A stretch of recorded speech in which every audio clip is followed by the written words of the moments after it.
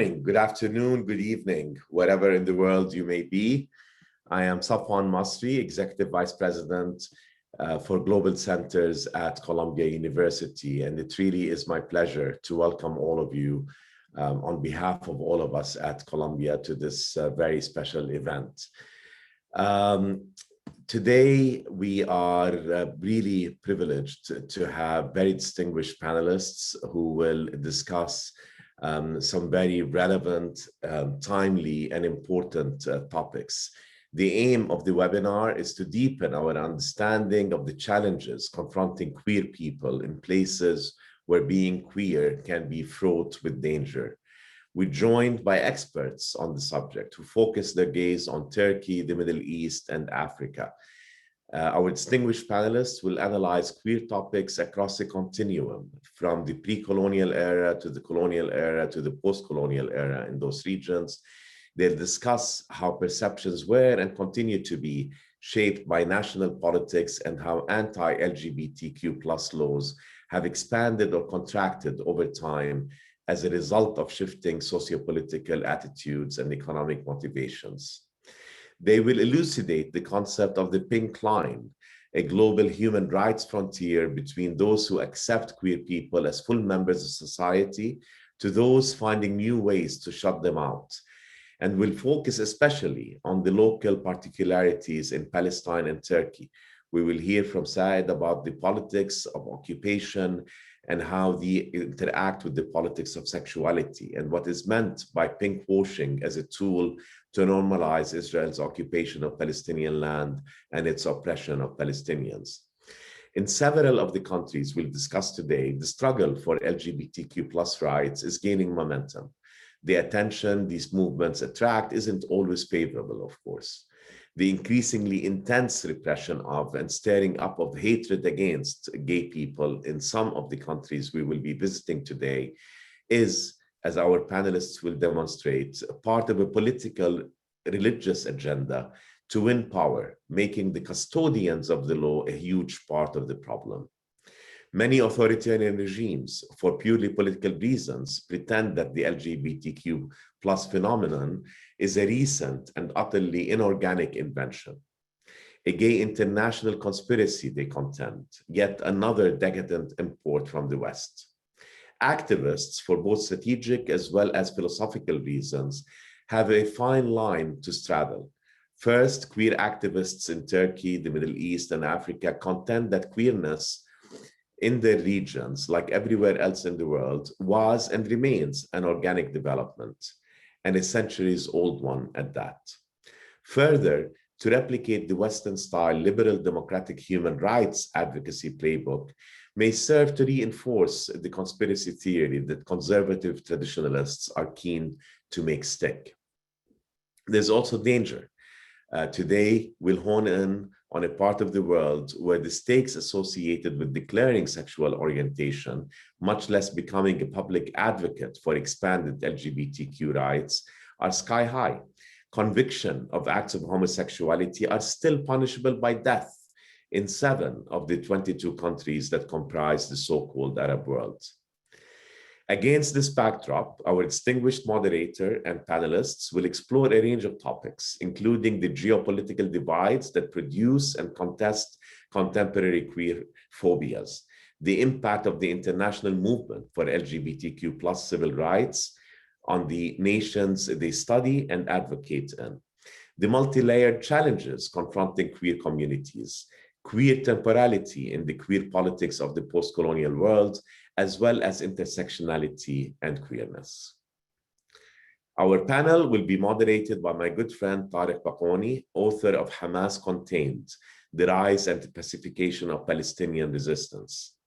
Tariq has been a visiting fellow at Columbia University's Middle East Institute, and his writings have appeared in Foreign Affairs, Carnegie Endowment for International Peace online journal Sada, The Guardian, The Daily Star, and Al-Ghad. His commentary, which focuses on the Middle East, has been featured on National Public Radio, Democracy Now!, and Al Jazeera.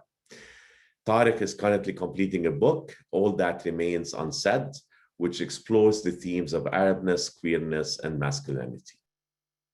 Hi, Tariq. Our distinguished panelists include Saad Atshan, Associate Professor of Peace and Conflict Studies at Swarthmore College and author of a very important book, Queer Palestine and the Empire of Critique.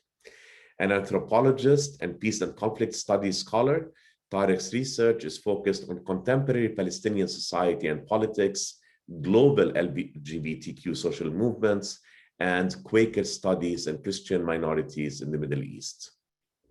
Welcome, Saad. We're also joined today by Leonard Cevchenko, Assistant Professor of Women's, Gender, and Sexuality Studies at Yale University. She is a scholar of transnational sexualities, and her work is informed by feminist and queer theory and ethnographic methodology. Evren's first book, Queer in Translation, Sexual Politics under Neoliberal Islam, which analyzes sexual politics under contemporary Turkey's conservative populist regime, the Justice and Development Party, was published by Duke University Press last December. Welcome, Evren. Finally, I welcome to the panel Mark Gevisser, a South African journalist and author, most recently of The Pink Line, Journeys Across the World's Queer Frontiers. Mark's other books include A Legacy of Liberation, Thabo Mbeki and the Future of the South African Dream, and Lost and Found in Johannesburg, a memoir. Mark, I think you're joining us from Johannesburg, is that correct? Welcome, delighted to have you. Cape Town. Yeah, oh, Cape Town, okay. This will be a riveting discussion that awaits us. Be prepared to be surprised as stubborn misperceptions will be challenged, and prepared to be inspired because the groundbreaking scholarship and advocacy being conducted by our moderator and panelists is making an impact in all of these regions. So let's get started. And Tariq, over to you, please. Safwan, thank you for this introduction and thank you for including me in this panel. I'm really excited about this panel and I agree with you, Safwan. I think the three books that we have on display here have really contributed to our understanding of queer politics, its history, and the future imaginations of where queer politics are going. And on a personal level, have really expanded my thinking narrowly on issues like sexuality and gender, but more expansively on issues related to identity, imperialism, colonization, and the passage of time. So I'm really excited about being here and hopefully having a productive discussion with all of you.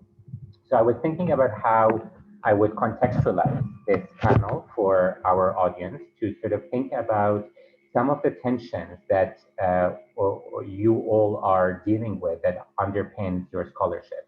And I thought that I would do that by sharing two quotes that I think encapsulate a lot of the forces and the relative positioning and the subjectivities of people thinking about queer rights. So I'm going to read the two quotes. The first is a famous quote by Secretary of State Hillary Clinton in 2011, where she said, and I'm quoting, "Gay people are born into and belong to every society in the world. Being gay is not a Western invention, it is a human reality. Gay rights are human rights," end quote. So that's the first quote that I want members of the audience to hold in mind. The second quote is one that is much less well known, if known at all. It is very recent and it was put forward on Twitter by an Arabic user last month in response to a panel on human rights activism. The quote I've translated from Arabic and I'm quoting, "The most noble causes are those that center on human rights and the rights of individuals to a decent life, such as defending the Palestinian cause. But for those defending the rights of deviants, I do not know what they feel when they defend such a lowly cause and one with no benefit for humanity. On the contrary, one that heralds the demise of humanity," end quote. So I want us to hold both of those quotes, one by a Western politician, the other by a presumably Jordanian citizen, side by side as we start thinking about this panel. And some of the themes that I want to explore with the three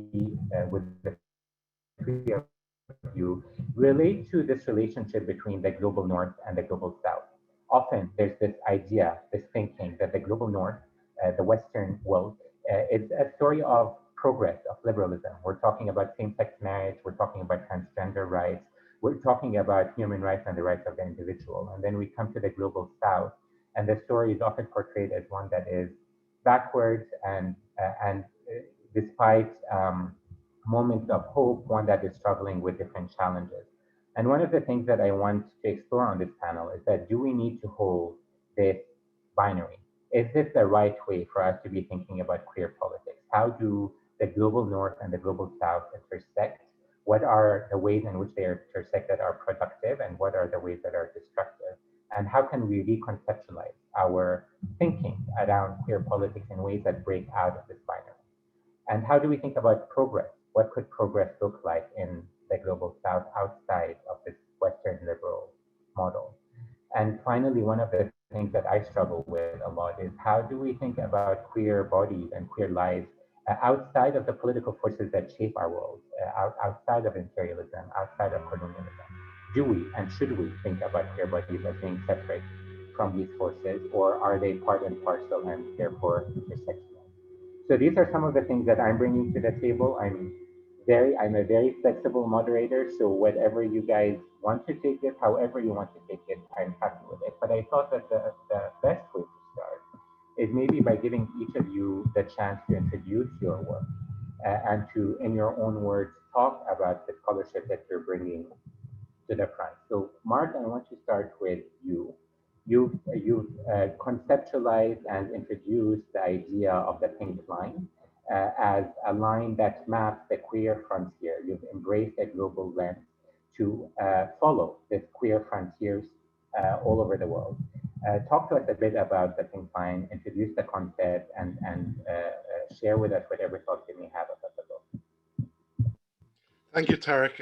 It's wonderful to be here, and the introductions from both Safwan and you are going to be very hard to follow, fellow panelists.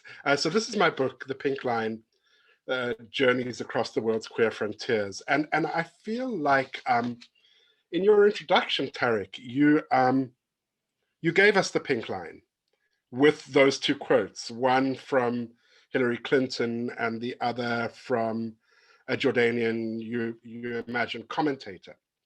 And what has been really striking to me and what I wanted to capture and follow in this book is the way there is now a new, for want of a better words, I think this is a problematic phrase, but I'll use it for now, a new global culture wars that is being used geopolitically to define and describe and divide the world in ways unimaginable. Certainly a decade ago when I started thinking of myself as gay, oh, not a decade ago, that was a generation ago, I started thinking of myself as gay, but even a couple of decades ago at the beginning of the 21st century.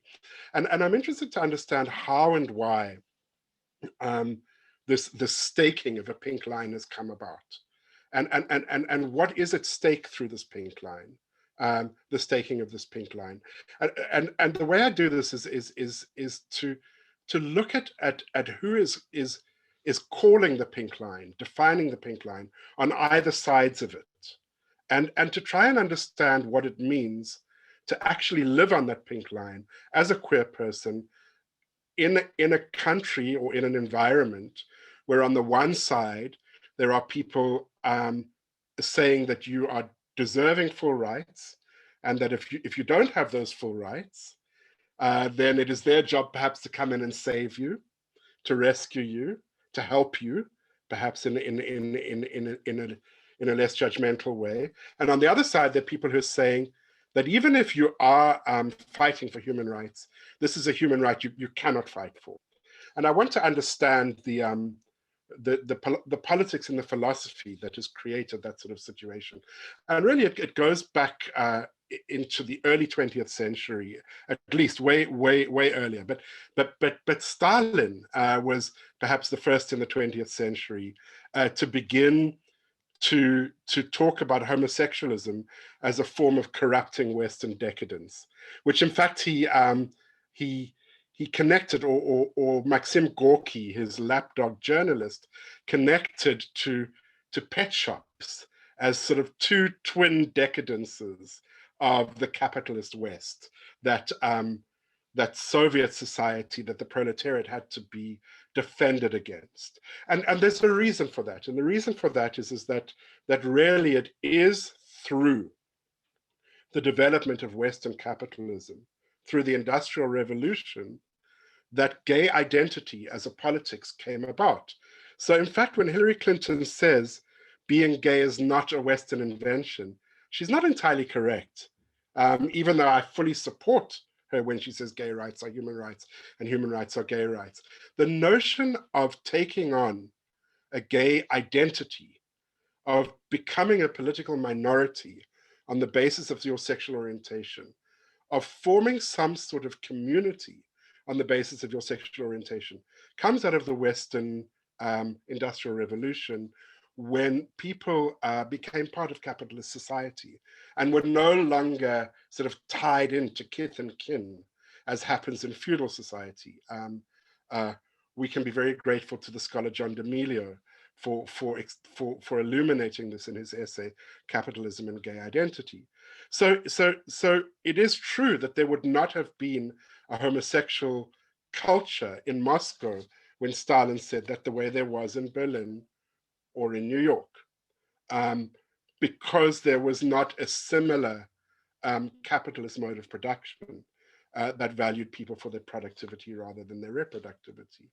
Fast forward to 1979, and specifically to the region that we're looking at in this webinar, which is the Middle East and Turkey and North Africa.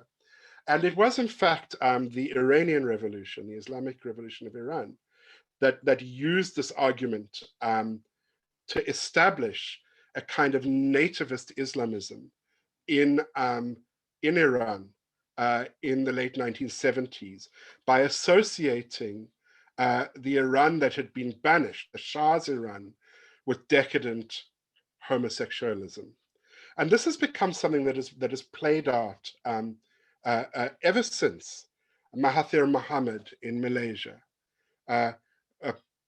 Politicians, presidents, priests, imams all over the world. Most recently, Viktor Orban in Hungary, with his new law associating the promotion of homosexuality with pedophilia, have used this as a way of drawing a line against a kind of Western colonial or neocolonial decadence. It's received a new power in the last decade or two, thanks to the digital revolution and the forces of globalization, when it becomes much harder to defend your territory against global commodity capitalism, against the information revolution, against the mass migration of people who seem to be able to evade, get under and over all sorts of barriers and walls. It becomes harder to say, I am Syrian and this is the country I'm going to defend, or I am Malawian and this is the country I'm going to defend.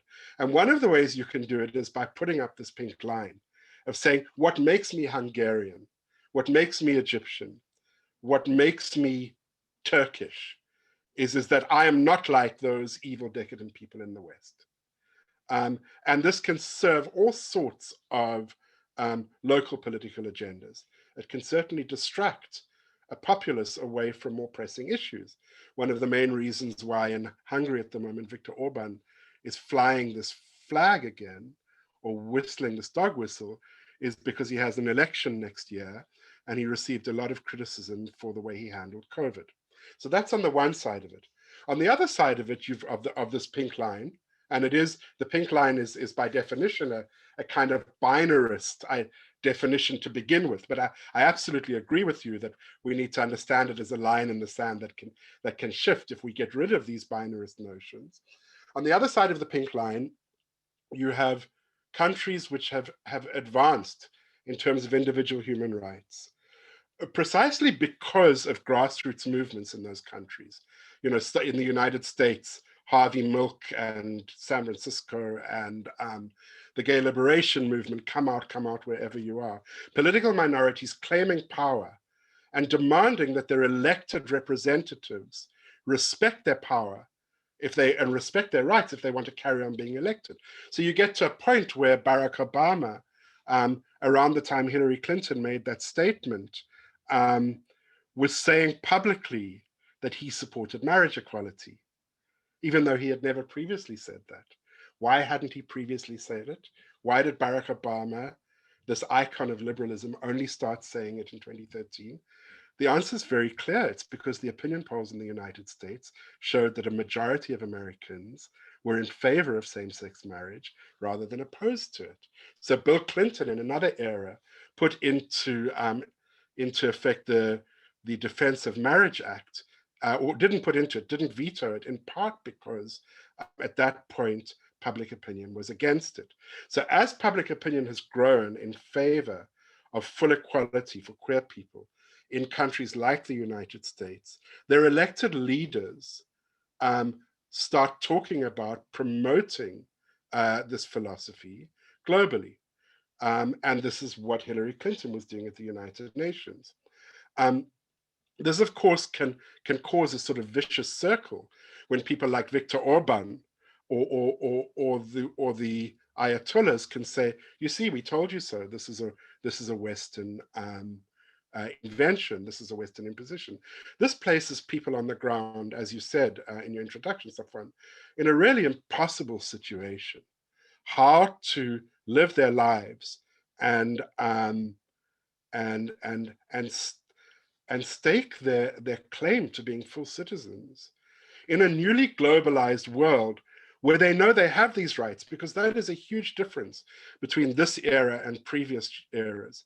You know, one of the people I quote in my book is a Ukrainian human rights activist, a very brilliant woman called Leonard Cevchenko, who told me that during the Ukrainian Revolution, her comrades, her revolutionary comrades, were saying to her, "Listen, you know, I really don't think we should fly the rainbow flag on the Maidan in Kiev. We shouldn't do it. Ukrainians aren't ready for this yet. Let's one step at a time." And I know those of you in this webinar who are Palestinian are fully aware of those arguments, because they're arguments that are often made in Palestine. They were arguments that were made in South Africa during the anti-apartheid struggle.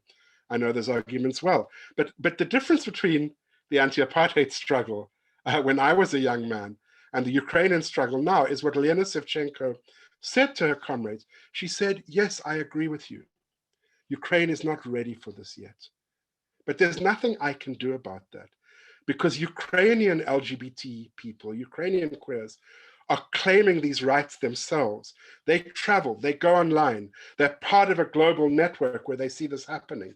They have a cell phone, some data, some broadband, some privacy, and they can access this global network. You can't put up a line against it anymore. Those times are past." And that's the era we live in at the moment.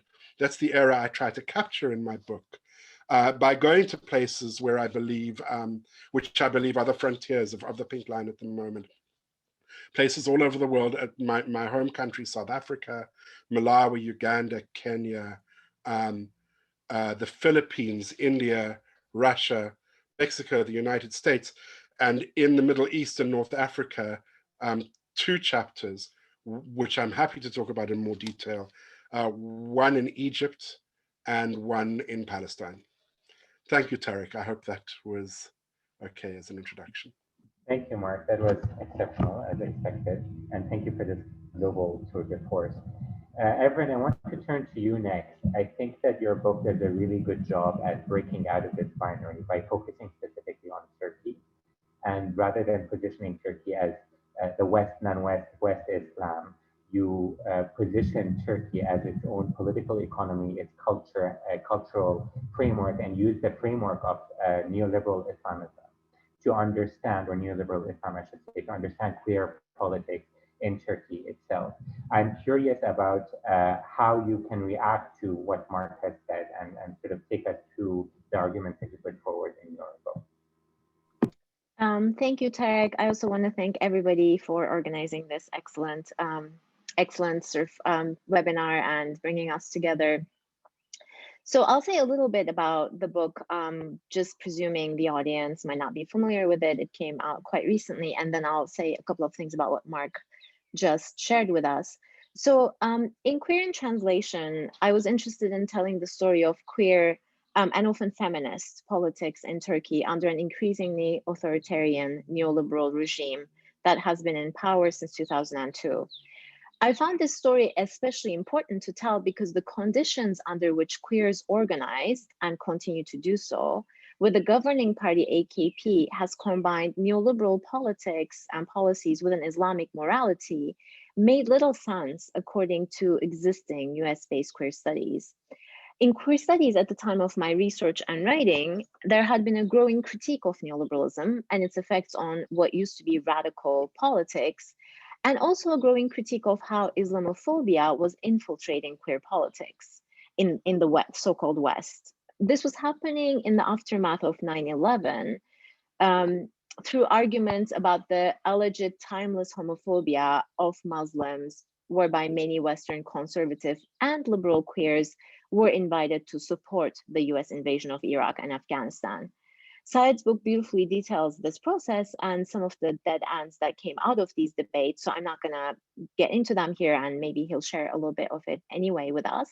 But I will just say that neoliberalism was an object of queer studies critique and Islam an object of queer studies rescue.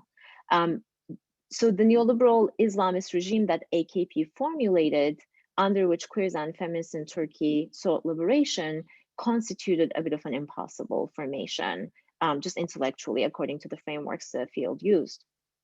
In the book, I show that even though neoliberal logics, such as minority-based claims, at times do infiltrate the discourses, demands, and actions of queer politics in Turkey, ultimately the movement is very much connected to labor politics, critical of neoliberal capitalist transformations, such as urban redevelopment, privatization of all public goods, disappearance of social safety nets, and imagines a total liberation for all instead of focusing on individual freedoms that will presumably be guaranteed by legal inclusion, for instance, which is demonstrated by many things, but also by one of the most frequently used slogans by the movement, either all of us or none of us. The queer movement in Turkey also manages to be critical of the uses and abuses of religion by the government that continuously seeks to monopolize the meanings of Islam, without being Islamophobic or anti-Islam, with the knowledge and consciousness that the repressive secular past of the country has caused a lot of suffering, and that past is continuously used by the government's authoritarian politics to sort of like position the secularist discriminations of the past in order to polarize the people of the country and consolidate their own voter base.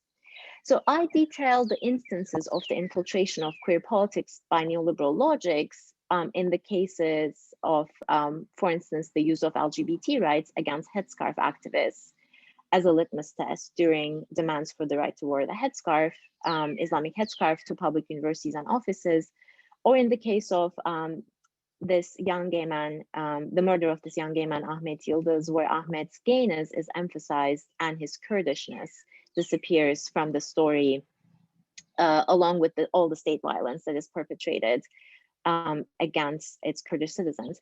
But I show, hopefully I show in the book, that ultimately queer politics in Turkey is very radical in its conceptualization of interlocking systems of oppression, of neoliberal capitalism, racism, and heterosexism. I also hope that the book provides a model for understanding, as Tarek was just saying, queer movements in the so-called non-West without locking them into binaries of colonial versus authentic or native, or global versus local, which are also binaries used today by the Turkish government to perpetuate a political nativism based on a religious and nationalist dystopia for many queer and non-queer citizens alike.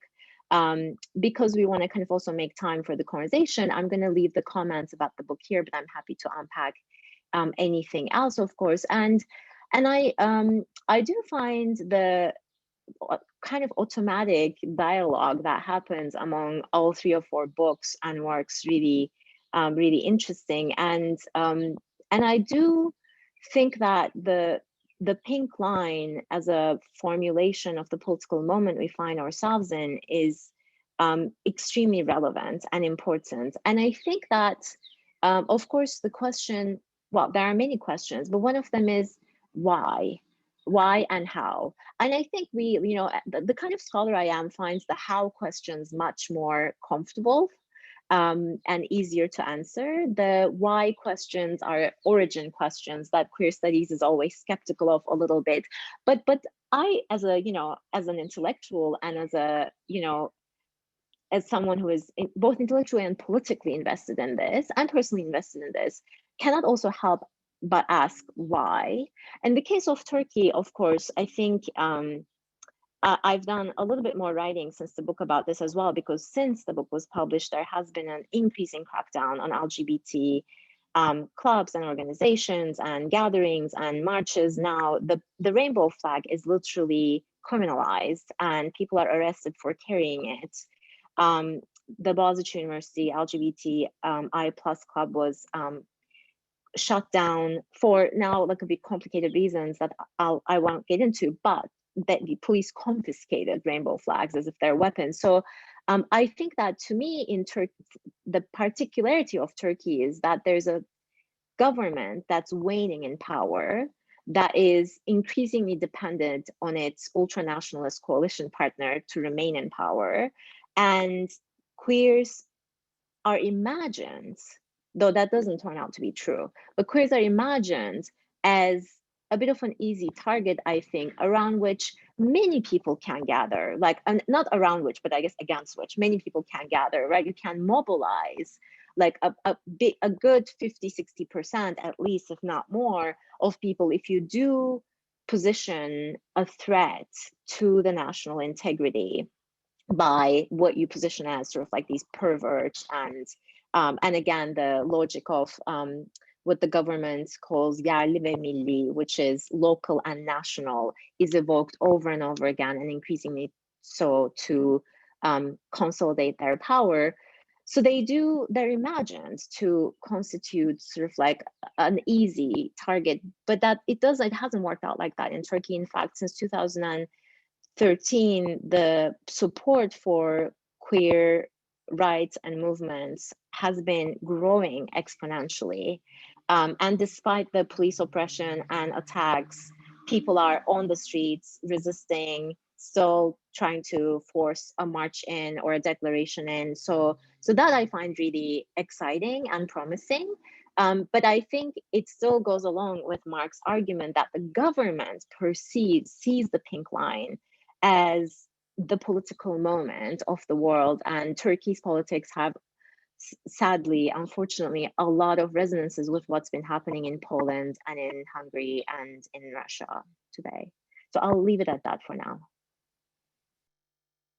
Thank you, Everin. That was excellent, and it's bringing up to my mind so many questions for us to begin thinking about. I agree with you that I think that the three books complement each other in the sense that in different ways, the books are engaging with this concept of the pink line, both from the global and from the sort of the local. And I think that Turkey and Palestine offer particularly important examples, because in Turkey, we're thinking about a country that has its own imperial history and its own imperial ambitions at the present. And so it complicates our thinking of gay rights being sort of a Western imperialist agenda now when we're coupling that with Islam and Turkey specifically. And then in the case in Palestine's side, and I'm turning to you now, for me, Palestine is a microcosm of some of these forces. We're thinking about colonization that's ongoing on the ground, backed by Western imperialism, and we're thinking about an indigenous movement mobilizing against this settler colonialism, not just around queer rights, but around other rights, other issues related to freedom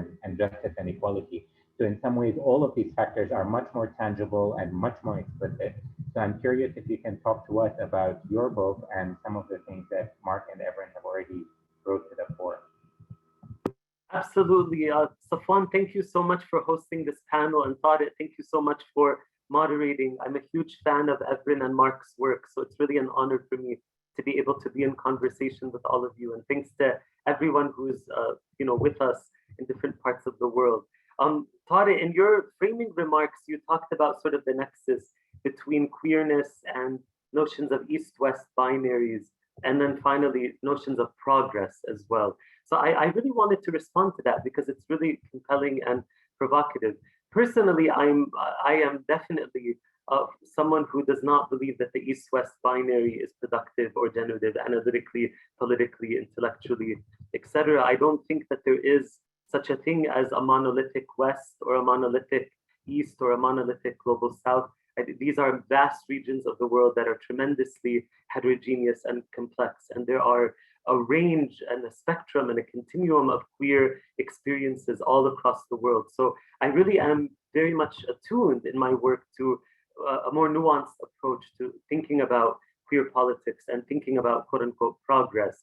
And here, Evren's book I think was really useful because of course, we're all critical of Orientalism. That's an important part of all of our work, everyone on this panel. But Evren also draws our attention to the Turkish state's Occidentalism, right? The way that the Turkish state positions itself vis-a-vis the West in a deeply Occidentalist fashion that has its own problematic elements as well. So it's a much more messy domain. This also raises the question of the politics of juxtaposition. What are we, like, let's take a step back. Why in the first place is there an impulse to juxtapose queer politics or queer progress in one region versus another? What's at stake when we engage in this kind of juxtaposition? So in my book, Queer Palestine and the Empire of Critique, I trace the rise of the LGBTQ movement in Palestine and how it's become a transnational solidarity movement in solidarity with queer Palestinians. And what I find is that, obviously pinkwashing is a major force that queer Palestinians have to contend with, living under settler colonialism, military occupation, apartheid, ethnic cleansing, and dealing with this very powerful state that has this propaganda discourse that, presents Israel as a gay haven in order to detract attention away from Palestinian human rights violations. So the argument there is that Israel is a gay utopia, Palestinian society is deeply homophobic, and therefore the Western liberal queer subject should support the former over the latter. So that juxtaposition becomes a tool for dehumanization and becomes a tool for a kind of civilizational discourse where queerness and homophobia get instrumentalized and even weaponized to mark certain quote unquote civilizations as worthy of rights, of dignity, etc. And then other huge populations like the Palestinian population en masse as subhuman, uncivilized, primitive, and therefore deserving of the oppression that we face. So I push back against this in a major way. We know that Palestinian society is tremendously heterogeneous. There are a wide range of queer experiences from agency, empowerment, acceptance, celebration, love from one's family, tolerance by society, and then the opposite end of the spectrum, which is to be met with violence, to be disowned by your family, and everything in between. And similarly, in Israeli society, there's a range of queer experiences, but the pinkwashing discourse often elides homophobia within Israeli society and elides queer agency and movements and empowerment within Palestinian civil society. And we know that that's the case all over the world. Here in the United States, where I'm based now, again, there are a range of queer experiences. It really depends, your queerness depends on how it intersects with your class position, your geographic position, what kind of family you come from, level of conservatism, resources, cosmopolitanism. There are many factors that account for why it is that a queer person has a set of experiences that they have. And I really encourage us to break free from this East-West, binaries. And I think Dr. Masri's recent article on queerness in the Middle East, North Africa region, I encourage everyone to look it up. A very recent article also makes a very similar argument. Thank you, Said. I couldn't agree more. I think one of the things that I often think about when the West-East binary is invoked is how it's used by actually both supporters and opponents of queer rights. So if we're thinking about the Arab world specifically, we think of people who say homophobia is a colonial import, that there was this idea that this was only part of the current decriminalization of homosexuality or same-sex activity after colonial times. It was introduced by colonialism, certainly in places like South Asia, elsewhere in the Middle East. And there's this romanticization of a time, a path that was non-homophobic. And at the same time, we've already talked about how often queer rights are seen as a Western import, an imperialist import. They're seen as foreign agents. supporters of queer rights are seen as foreign agents. So I'm curious to talk a bit more about that, about this idea of the indigenous versus the international. I wonder how, since both sides are thinking about, are playing with this idea of the foreign intruding into what could otherwise be seen as a pure form of gender or sexuality in this region.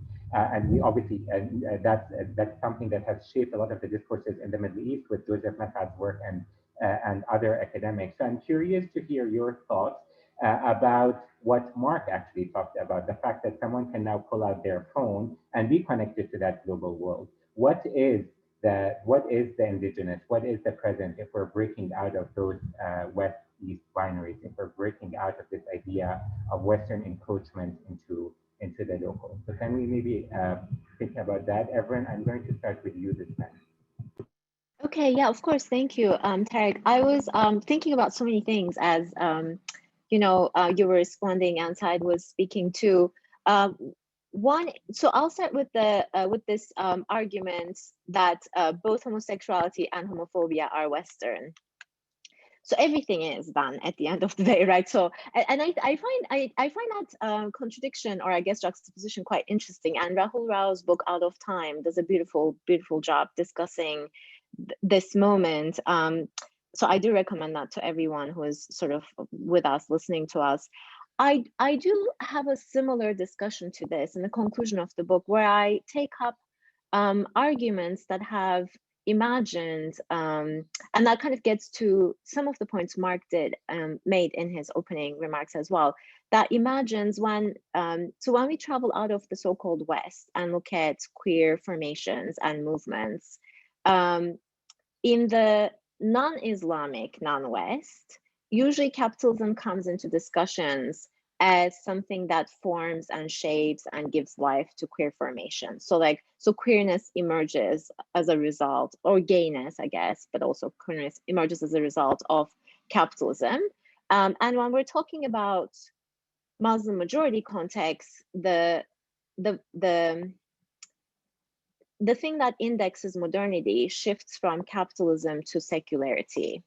So we don't even talk about the political economy in Muslim majority context. So I call that the sort of the rendering of Islam doubly cultural. And what I'm interested in, of course, putting religion and the political economy in conversation, which is what's happening on the ground. That is the lived reality of a lot of people. But I do think that these, and then I also think about, queers who are resisting capitalism, who are against neoliberal capitalism. So we can either think of that as an internal contradiction of capitalism, right? Capitalism produces queers that are then emerging to undermine its logics, or we can think of it as something that requires that we reframe the ways in which we have thought about sort of the relationship between capitalism and queer existence. But these, as I said a little bit, these arguments about, homosexuality is Western, so is homophobia, so is capitalism, so is anti-capitalism, leaves no authentic, contemporary position to be taken by anybody in the alleged non-West.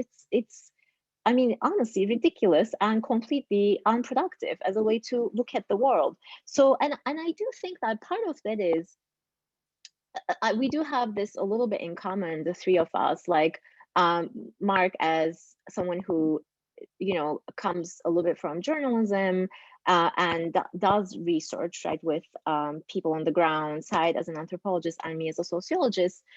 I think that when you do, I know that empirical research has a lot of critique in queer studies, and that's fine. And I think we can take them seriously, but think with them. But you do need to work with people to see that the analytical concepts we have produced, because they're helpful to analyze the world, are nothing but analytic concepts at the end of the day. And we cannot take them too seriously as if they exist in their pure form in the world. So one of the, to your list of the binaries that are untenable, I also want to add liberal and illiberal, which has been used very kind of strongly in the last 15 years or so, where then Islam becomes the site of a natural critique of the liberal West, whereas the way in which people experience religion and secularism, liberal and non-liberal thoughts are quite joined and complex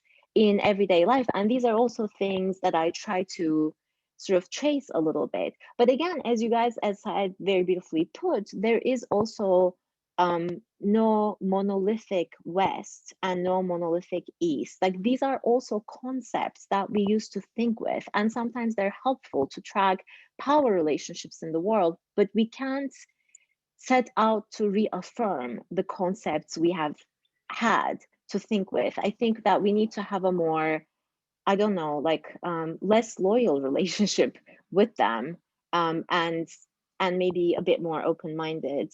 I hope this is helpful and not too convoluted. I'll maybe stop here for now. This is incredibly helpful. I just want to add one point before I open back to Mark and Saad. I think it's very interesting to think about the narrative of progress as well as we break out of these binaries. To think about what progress is and what progress looks like.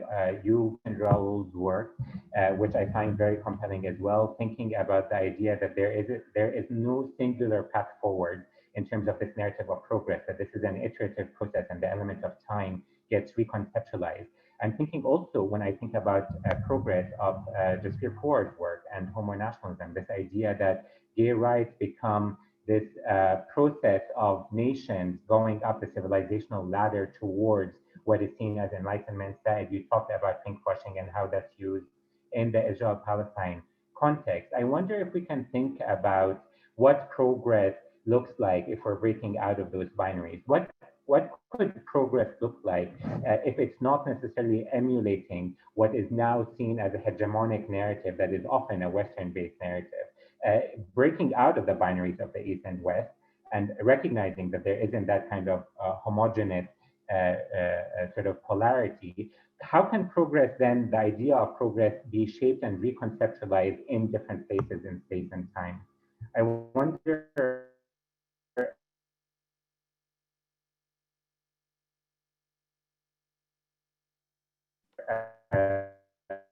Tarek, you're coming in and out. Let's see. Mark, should I just pick it up? Sorry, can you hear me? Yes, please. Yeah, go for it, Mark.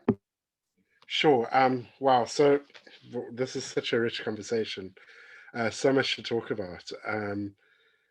I suppose, I mean, I do just want to underline that while I share Saed's passion about heterogeneity and hybridity and non-binarism, and as also advanced by everyone, we have to acknowledge the binarism of the hegemonies in which we live, and there's a hegemonic binarism that produces the pink line, and you're speaking of a way, how do we resist those hegemonies? And I think we need to just acknowledge the world we live in, and not be utopian or too utopian. I want to say something quite provocative about indigeneity as opposed to authenticity. And what I want to say is that indigeneity is a construct as much as anything else is. And let me illustrate this by the way LGBTQ rights have been used in Western Europe and even in Turkey. I love Evren's analysis of the way an Occidentalist Turkish state started using LGBT rights as a symbol of modernity against people who want to wear the hijab. And something very similar has happened in Western Europe in the way the far right speaks about the indigenous quality of European civilization being a quality that respects gay people. And this becomes an anti-immigration argument, most notably in the Netherlands, but increasingly in France too, with Marine Le Pen. And I think we'll hear it in upcoming elections in France. The AfD uses it in Germany too. We can't have these barbarous Muslims in our society because they are anti-gay. And gayness is inherent to our culture of decency. Now, we all know that it certainly has not been inherent. It's something that had to be fought for and won, going back quite a long time in Western Europe, going back to the rights movements of Magnus Hirschfeld and others in the early 20th century. But indigeneity in this way is a construct in that we are all global hybrid citizens, at least those of us who have access to the digital world. And we construct our authentic selves with where we come from traditionally and what we experience in the world we traverse in the moment. And what has been fascinating for me, and this is an answer to your question of where one finds progress, is how those two can merge in a productive way. And for me, the benchmark is India, and the way queer rights movement, first a movement to decriminalize homosexuality, and then a movement to ensure equal rights for trans people, has managed to draw on a global human rights discourse, the Universal Declaration of Human Rights, for example, jurisprudence in countries like the United States and Western Europe and South Africa, while also evoking the Mahabharata, while also evoking the Vedic texts and the way that gender fluidity is very much, and homosexual desire is very much part of the Hindu scriptures. By using Nehru and Ambedkar and speaking of the right to love as an Indian concept rather than a global concept. The Indian movement has made huge progress in seeding a notion of sexual orientation and gender identity that is hybrid. And that's really, it's interesting for me to see how and where that's possible in other parts of the world, and how that hasn't happened in parts of Africa, such as Nigeria, where there are similar traditions of gender fluidity, for example, in the Yoruba cosmology. And one of the reasons is because of the power of the monotheistic religions in those countries, specifically evangelical Christianity and Wahhabi Islam, and the way those two forces use scriptural hate as a way of growing their influence. And very interestingly, just as a final note on this, what makes things really complicated in India is one of the reasons why Narendra Modi is one of the few populist nativist leaders who doesn't use homophobia the way Erdogan uses it, the way Orban uses it, the way Jair Bolsonaro uses it, the way Donald Trump used it, is because he sees it, even though he doesn't say it, as something that's lodged in the Islam that he wants to expunge from India. So even though he doesn't say it himself, there's a discourse on the ground, and very troublingly, in gay communities in India, a Hindu nationalist anti-Muslim discourse that coheres with the nativist politics of Modi and the BJP. Thank you, Mark, for that. I think it's really interesting to think about India as the case study for the way that you've outlined it. And I think that, Zaid, I want to turn to you and bring some of the things that Evren and Mark have been talking about, but drew out a couple of things. I think one of the things that I found fascinating about Evren's intervention is thinking about how the queer movement in Turkey has embraced a radical politics that deals with structures of domination in different ways. And I think that is particularly relevant for Palestine as well, when we're thinking about the various structures of oppression, apart from Israeli apartheid, thinking about American imperialism, thinking about the patriarchy in Palestinian society and in Israeli Jewish society. So I'm wondering how you think about some of these tensions. I know that in your book you play a lot on the balance between radical purism, what you call, and liberalism in some ways coming in. I wonder if you can sort of reflect on some of these issues. I think it's really important, to do as Mark does, which is to listen very deeply and very closely to voices on the ground, and for people on the ground's voices to shape how it is that we see the world and how we understand these issues.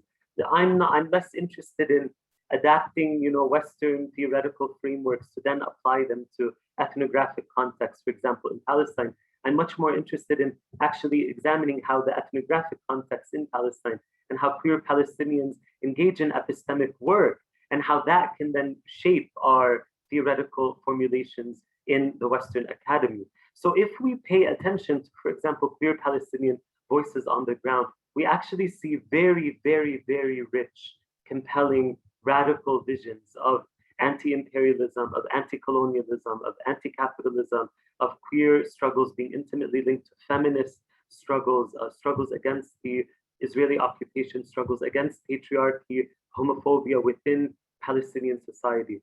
But I also think it's essential to recognize that the voices on the ground themselves do not speak in one voice either, right? So that queer Palestinians have all kinds of ideologies, all kinds of subjectivities, all kinds of positions on these questions. And there are debates that are animating the queer Palestinian movement and animating activist circles in Palestine. Also debates that are animating activists versus non-activists, because not all queer Palestinians are activists themselves, nor do the activist struggles resonate with all queer Palestinians either. So in my book, I really try to demonstrate that complexity, and I make it very clear I can't speak for all queer Palestinians either, but what I'm trying to do is to bring this to the forefront. And so for me, what I think is much more productive, instead of, as you mentioned, my description of a kind of radical purism, right? This kind of purity politics, someone could agree with us on 90% of ideology and strategy, but then we differ with 10%. So all of a sudden we're policing one another, excommunicating one another. This is detrimental to social movement growth.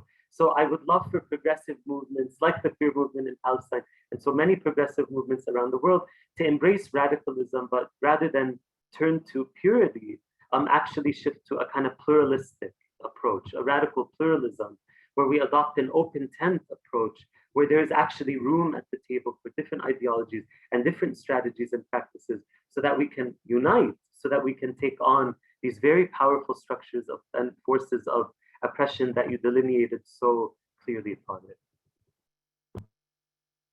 Thank you, Saed. I'm conscious of the time and questions are coming in. Before I see to some questions, I want to ask each of you a final question, which is to reflect on your research process, your positionality. We have a journalist, an anthropologist, a sociologist. How did you approach this research? How did you think about the archives versus the interlocutors that you met? How did that shape your thinking? Saed, you started talking a bit about listening to voices on the ground. I just want to give each of you a sort of a couple of minutes to talk about your research process and how you did this work.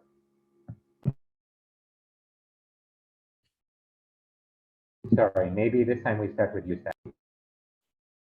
Okay, well, so I am Palestinian. I grew up in Palestine. I am also part of the LGBTQ community. I've been an activist with the movement, the queer Palestinian movement, both in Palestine and in the United States as well. So I approach these questions autoethnographically, because they're deeply personal for me, and my book traces my own queer consciousness. I approach these questions as an academic, a researcher, a scholar, an anthropologist, a peace and conflict studies scholar who believes in ethnographic fieldwork methods. That's really invaluable to my methodology and my scholarly and intellectual inquiry. But I also approach these questions as an activist myself, and someone deeply committed in social movements, and also someone very committed to queer civil society in the Middle East. So I've worked, with a number of organizations, civil society organizations, not just in Palestine, also in Lebanon and across the region, that work on these issues. And my new project is actually tracing LGBTQ movements across the Middle East, North Africa region, and really examining the transnational connections that bring them together across nation-state boundaries. And my co-author will be Philip Ayoub, who's also a queer Palestinian American scholar based in Los Angeles. Thank you, Said. Everin? Like Said, I'm also from where I write about. So I'm from Turkey. I am very, I'm queer, but I am not an activist. And even though I have participated in a lot of events and continue to, I'm not an organizer.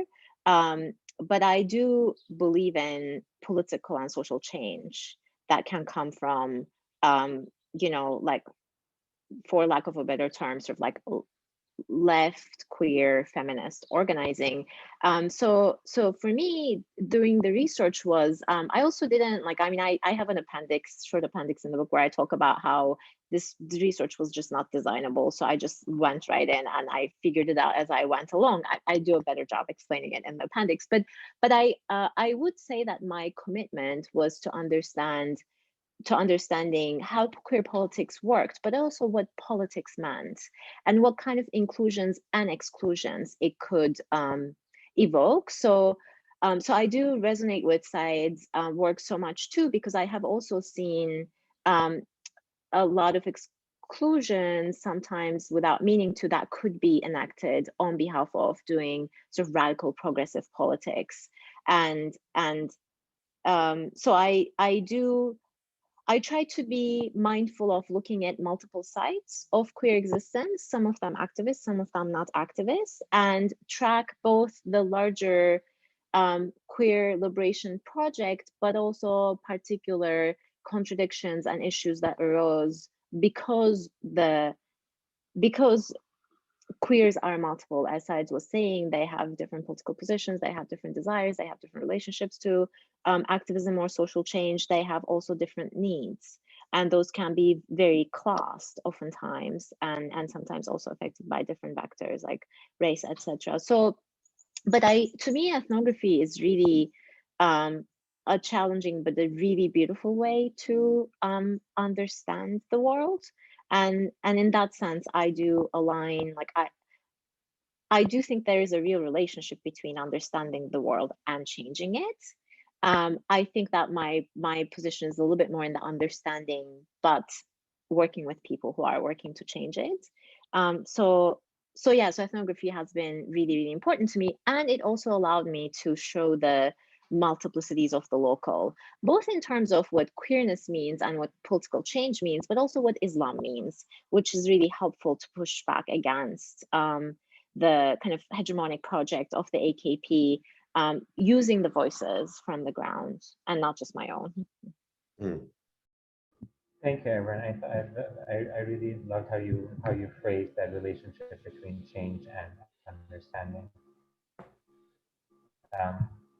It's something that I think about. Oh, Tarek, you went mute. So I really loved what everyone said about the importance of understanding theory through people, and embodiment is a key concept of our time, of our era. It's manifested very strongly in the movement for Black Lives in the United States.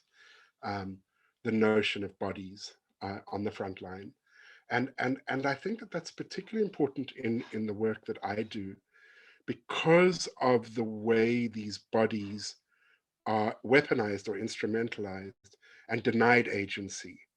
And it's critical for me as a researcher, if I'm writing about people who've been weaponized by both sides, either as foreign agents or as poor souls who need to be rescued, to, as Said said, listen and understand carefully. And I'm aware of the ethnographic concept of participant observation. My approach sort of uses that, but the way I describe it to myself is a non-interventionist empathy, and empathy is really essential to the work I do. Non-interventionism is a little bit more difficult, particularly if you arrive in a place with money, and you arrive in a place, with a card that says you're an Open Society Fellow, because it was the Open Society Foundations and George Soros who funded my research. As a result of which, by the way, I was not allowed to come and work out of Amman in the Middle East because of the complexity of this issue and the Soros reputation in your part of the world. So we have baggage. Wherever we go, Evren, Syed, myself, I am a queer white South African, but wherever we go in our communities and outside of our communities, we carry ourselves with us, and myself includes my backpack with my computer and the ideas in it, and it includes my wallet and the money in my wallet, whether I dispense that wallet or I just perceived by others as dispensing that largesse out of my wallet, which is of course what the other side says about people like me. So I needed to understand myself in my work as a pink line vector too, and at times rise above myself and rise above this non-interventionist empathy that is my credo, to understand what effect or impact I was having on the situation into which I was walking. Perhaps because I did cross lines at times in ways that I write about in the book. Thank you, Mark. Safwan, I'm going to turn this over to you, if you can direct questions as you see fit to the panelists.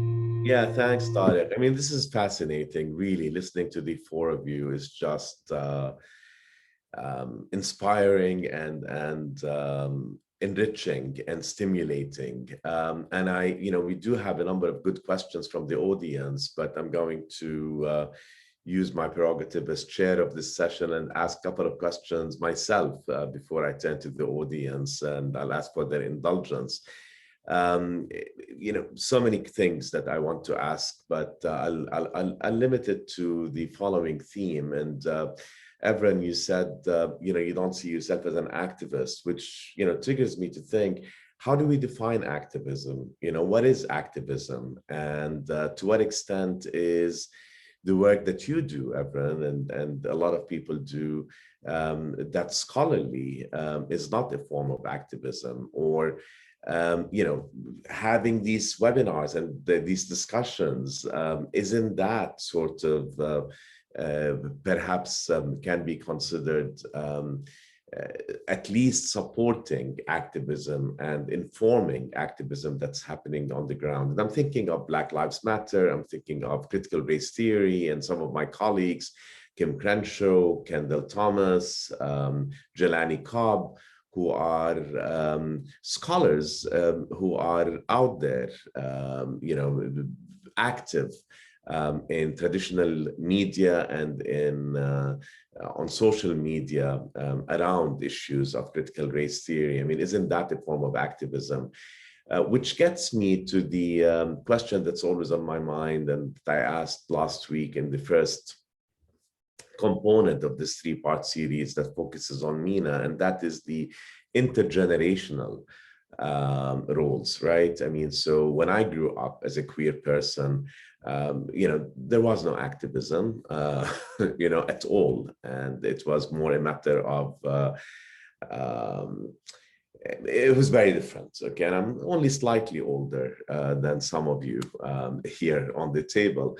And so there is a sense of responsibility that people like myself feel toward the movement, if you will, toward activism and toward supporting younger people who are incredibly awe-inspiring, leading movements in different countries, which gets me to another sort of related but not directly point, and that is, what do we see in terms of movements that are taking place in different parts of the world that we are focusing on, collaborating with one another and helping one another, given that there are idiosyncrasies and difficulties, what you were describing in Turkey, Evren, versus what is the room or space that exists in a place like Beirut, and how different that is from Cairo or from Amman. let alone, you know, Palestinian Israeli context. So I know I've put out a lot out there, and so, but I'd love to get your thoughts, any of you, all four of you, before we turn to the audience questions. And just sort of as a footnote, Mark, so open society operates in Amman, right? And Iskandar Amrani runs it out of Amman. So maybe offline, I'd love to hear more about your experience and why you were not able to take your work to Amman. But anyway, any comments that you have on activism and what it really means, intergenerational as well as perhaps international within the context of that region? Everyone? If I may start quickly, just to clarify, I think the reason why I don't consider myself an activist is that I find like I do have a kind of simple, I operate with a simple definition of it. And to me, for anyone to call themselves an activist, they have to put a certain amount of time into organizing people,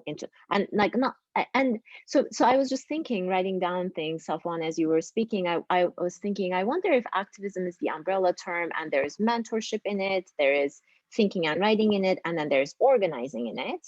But I think about the organizing bit when I think about activism. That's why I cannot claim to be, but I do think that there is a kinship with activism in the thinking and writing one does for social justice movements with a social justice agenda, right? I don't do objective scientific work. And I don't think feminist and queer work is that ever, or set out to be that. It's critical of that. So, and I think I agree that mentorship can be a very important way to support people who are doing work or organizing in this. I also donate when I have so I support, but I feel like if I'm not putting many hours a week, like organizing people, bringing them together, right? Organizing marches and events or protests, or so then I don't think it's fair for me to claim the title activist. But you're right, I think activism is a little bit broader, and maybe it would be more helpful to think of organizing as just one component of activism. And then I'll say very quickly about international organizing. So I do think that at this point, any social justice organizing that's going to be effective in the world has to be transnational. And one of the big, and that's why I think we're all three of us said, and Mark and I have been compelled to argue against these East-West divides or other things that are standing actually in the way of transnational organizing. So that, you know, a lot of quote unquote Western activists are not welcome in the non-West because they're colonial and or neo-colonial entities, but it's not going to work like that. Our problems are transnational and the solutions have to be transnational as well. And there are a lot of interlocking political discourses, political elites that are complicit in each other's kind of operations. So I do think that the queer movement, it is already transnational. I think the only way for it to be more effective, I mean, the Turkish movement is very transnational, but also any other movement that I know, it is impossible to be out of the, I think, quote unquote global community at this point in time anyway. There are very few countries who even manage to do that as a country, right? North Korea being one example, but it's hard. Yeah. And I do think that for me, since the problems that are very significant for kind of queer liberation today, such as global capitalism, global racial capitalism, kind of neo-colonial and neo-imperial wars and warfare, like these things are transnational things. So if we're gonna, and homophobia and queer and LGBT sort of liberation are imagined transnationally. So I think it's very important for, I mean, as Mark brought up, I'm glad somebody brought up money, because, you know, for transnational organizing, you need resources. And I don't know, not that was a, like, you know, great time, but I feel like at least during, like, I don't know, during the Cold War, there was some money for sort of like feminist international organizing or left international organizing with all its problems people were, I think, freer to come together to think about a world that's better and freer, and thinking about progress, right? It's hard to think about a progress with a big P, but we all have a sense of a better world. We all have a sense of a world where people have better life chances, and they don't have to die prematurely, and they have the right to shelter and food and like basic needs and dignity and things like that. So for that, I think that transnational organizing is key, but I do find that there are less and less resources for it, and the resources are more and more questionable. So it's tricky. Thank you. And, I'd like to turn to the audience questions, but maybe when I address questions to you, the first set of questions will be for Mark, but then for Saad and Tariq, I'd love to get your thoughts on what I've asked and what everyone has commented on. And when I think about the transnational, I'm thinking more within the context of the region, and I'm thinking specifically within the Middle East region. But Mark, I'm going to lump together 3 questions that I think are targeted to you. One is a request to expand upon the relation in gay politics in India and the Hindu versus Muslim narrative. But Nadim Bawalsa, hi Nadim, not know if Nadim is in Amman or back in New York, but Nadim has a question for you, Mark, and that is, when it comes to how the pink line is constructed by authoritarian regimes, I'm curious, Nadim says, what your thoughts are about the arguments made by Mas'ad and others that the sexual purity versus contamination binary was in fact born in Western English Victorian societies, at least how it is understood and practiced since the modern era. How do you explain this irony? And then the third question to you, since I have you, Mark, and we're limited in terms of time, and I'm going to ask you to try to address all 3 questions in 5 seconds. No, I'm kidding.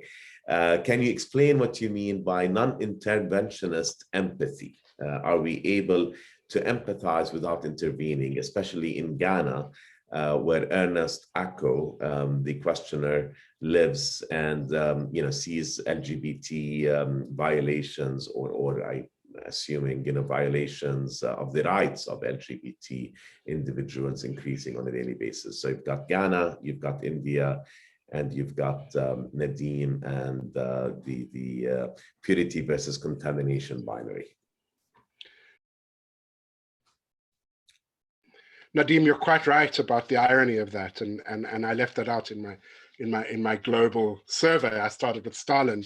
I could have started with the even before Victorian, the British puritanical attacks on molly houses in Britain, and then of course we all know that it was the British colonial order, the colonizer with his Bible and with his law book, that criminalized homosexuality.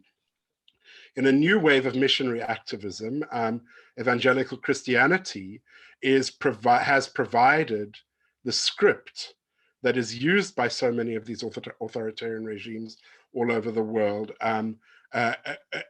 against homosexuality and more latterly transgenderism, because it has proven to be such an effective way of mobilizing people in the United States, that those methods have been exported elsewhere.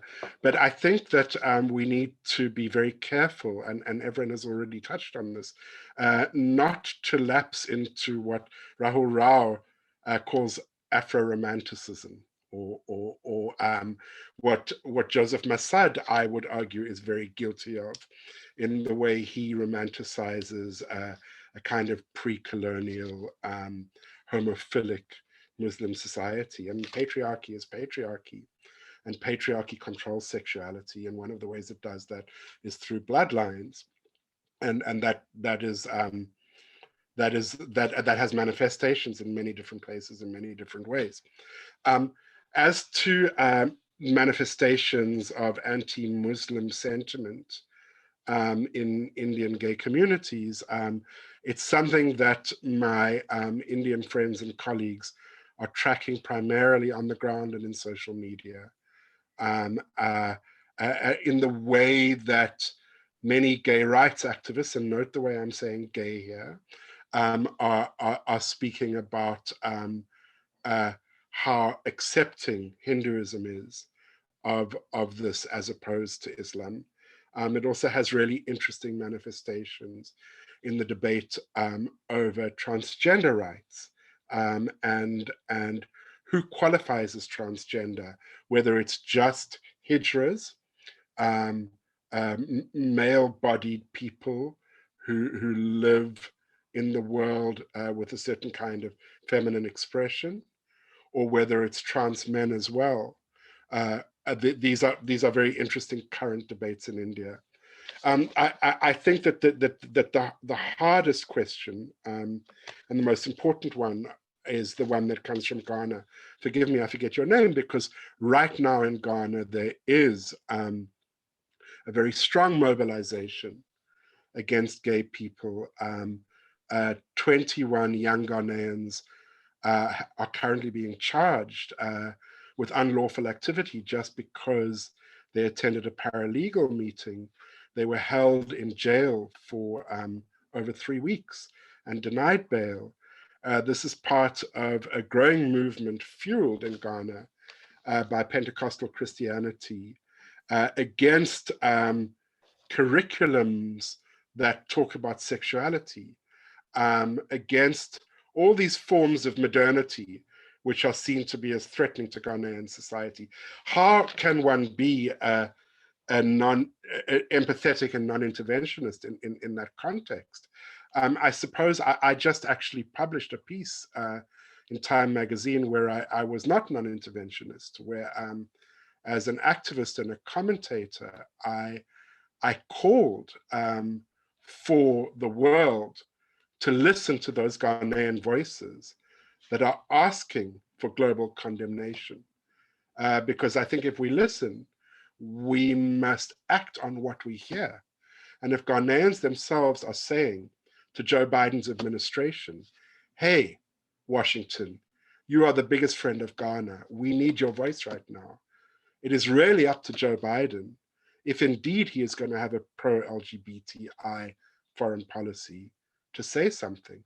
I guess when I was speaking about non-interventionist empathy, I was speaking about my practice on the ground as a journalist.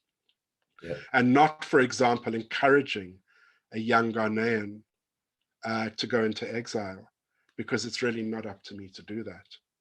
I have to follow him or her or them, see the world on their shoulders and report what I see. So I think that we can play different roles in different contexts. Thank you, Mark. Thank you. And President Biden's appointment of Jessica Stern as special envoy on LGBTQI seems to be a very good appointment, and hopefully is a projection of his commitment to the issues. So Saad, I'm going to direct the next question to you. It comes from Jacqueline Salzinger, and her question is about visibility and identity politics. In other words, she sees a bit of contradiction at times between, on the one hand, a desire for organic, fluid, and less declarative, visible queer experience, and the other, of course, a desire to continue to move things forward. How does that play out in Israel-Palestine context, especially within a Palestinian context? To what extent is visibility, and also related to that, the language that is used to express, homosexuality, for example? And Tariq, in your review of Mark's and Saad's book, you start off by referring to the terms that are commonly used in a very pejorative fashion in our part of the world, right? Loot, shadh, deviant, taunt, and things of that sort. So, Saad, can you just offer some thoughts on the use of language, the issue of visibility, and how that plays into the politics of identity, particularly in a Palestinian context. You know, when we discuss queer politics in Palestine and across the region, it's very fraught because the question of visibility comes up time and time again. And often the discourse on visibility politics is very polemical, and I think, quite reductionist. So, for example, in my work, I make it very, very clear that that visibility can be a privilege that not everybody has. And so queer politics and queer visibility should not be imposed on everyone, because there are a lot of people for whom that would be very, very dangerous. So I'm definitely someone who is against all forms of pressure or coercion or discipline that tries to produce, you know, queer subjects in certain ways to take on particular identity politics, because I recognize that not everyone has that privilege. But the flip side of this, which often gets, I think, is missing from the equation, is that invisibility is also a privilege that many people don't have as well. So for instance, like effeminate gay men, you know, queer men, for example, who their voices, the way they walk, their bodies, their affects, even if they don't identify as gay, even if they don't take on this language or politics or agenda or identity, they are already marked as other, as deviating from a particular norm in terms of gender and sexuality that's hegemonic, and they can be met with all kinds of violence. And so they have the right, for example, to advocate for themselves, for their bodily integrity, for their dignity, for their rights. They have that right. So at the same time, we shouldn't coerce folks like that to not engage in a kind of visible queer politics and to say, oh, you're reinforcing an imperialist agenda or a problematic agenda, or you're risking other people's lives. Their response is, my life is already at risk, and this is why I'm responding. So it has to be very contextual. It has to be, we have to understand each case and to understand it at that level. The last thing I just want to say is that I think that the knee-jerk critique of visibility politics that we see, especially on the far left, often is motivated by a kind of misogyny. And Lama Abu Odeh discusses this very clearly in one of her major articles, which I reference in my book, where, for example, effeminate queer men who are marked as such and read as such, one of the reasons they're attacked so viciously is because they're read as women-like. So it's actually this deep misogyny that's shaping women's experiences, that's now translating to the kinds of violences that certain kinds of queer male subjects have to face as well. And so that gets totally erased in this discourse on pushing back against visibility politics. So I do think we have to talk about visibility in a nuanced manner. Thank you, Saad. So before I turn it over to you, Tariq, to say anything and maybe direct a question to you, Evren, I'm just going to share a comment. I mean, I don't think it only if you'd like to respond, but Bora is writing from Istanbul, and Bora is questioning sort of the use of the letters that we use, LGBTQI, and there's so many genders out there, and there's individuality of a person, and Bora is questioning whether we should be thinking about something that's more expansive. So just if you have any comments on that. I know we don't have much time left, so I'll just very briefly say that thank you, Bora, for your comment. I actually part of the initial comment also says something about like the categories of men and women. I think that they're equally constructed as the categories of the letters, right, of L and G and B and T and Q. The issue is that I think that we need something to name the ways in which groups of people are produced as groups that will be at the other end of oppressive systems, right? So then those categories are not biological categories, but they're categories of power. And we need to be able to name them so that we can do something about them.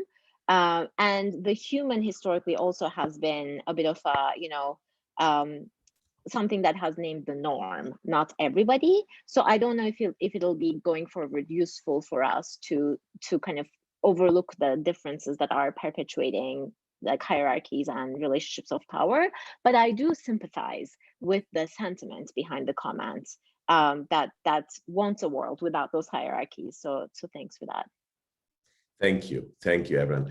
Tariq, I'm going to turn it over to you before I do my thanks. And there's one remaining question which Mark already, I think, addressed more broadly, and that is transgender. But basically, how does the work that all of you are engaged in look at transgender lived realities within the Middle East region? So maybe a quick comment on that, and anything else you'd like to say, Tariq. Thank you, Safwan. I don't have much to say. I mean, I just want to say thank you for this panel. I think that this is skimming the surface for me of a lot of conversations and a lot of issues that I'm thinking about. I think I just want to say a point about, Safwan, your final comment about language and the power of language, and relate that to some of what Saad has been talking about. For me, I think one of the spaces that I feel most comfortable in terms of understanding these complex global and local forces is language, which carries with it, violence and structures of power and structures of oppression, but which is also a side of emancipation. And I think for me, witnessing the queer movement in different parts of the region, the way that they're reclaiming language, the way that they're able to redefine words that could be insulting into words that are emancipating, and that through language they're able to reclaim agency and assert agency, is something for me that is really important to watch, because that's where a lot of the politics that we're talking about, whether on the activist level or the scholarly level, if we're upholding that binary for a bit, a lot of that gets broken in the field of language. And that's where I think we can see some of the growth and the development, and if we can venture into the hope of queer politics in the region. So I think I just want to thank you, Safwan, and the Columbia Global Center for giving this platform to sort of be able to start talking about some of these issues, and to start, this is a very global panel, and we're talking about a very specific thing as well. And I think, these are some of the, just an example of the conversations we need to be having now. So thank you, Tariq. Thank you. I mean, thank you, Tariq and Saad and Evren and Mark. You are incredibly, this has been incredibly stimulating and informative, and I have great admiration for each of you, for the work that you do, and for how you are able to contribute to this discourse and to its evolution within that region, but also more globally. I am incredibly grateful to the four of you, not only for being with us today and for sharing what you have, but for the work that you do all the time. And I do think that, Tariq, you are absolutely right. We just scratched the surface. And so this is just the beginning, and I hope and I know that we will engage in many, many more conversations. I do want to thank the Global Center staff, and in particular Ahmed Musa, for really helping curate all of this, and his colleagues at the Amman Center as well.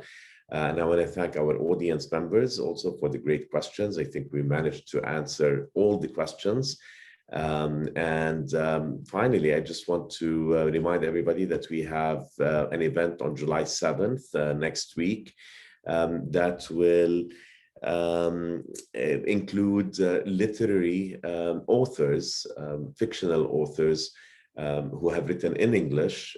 They are from the MENA region, and they have written, gay works that we will have a discussion about. So with that, Saad, Evren, Mark, Tariq, really huge thanks to all four of you, and look forward to seeing you and engaging in stimulating conversations like this again in the near future. Thank you. Bye. Bye. Thank you. Bye.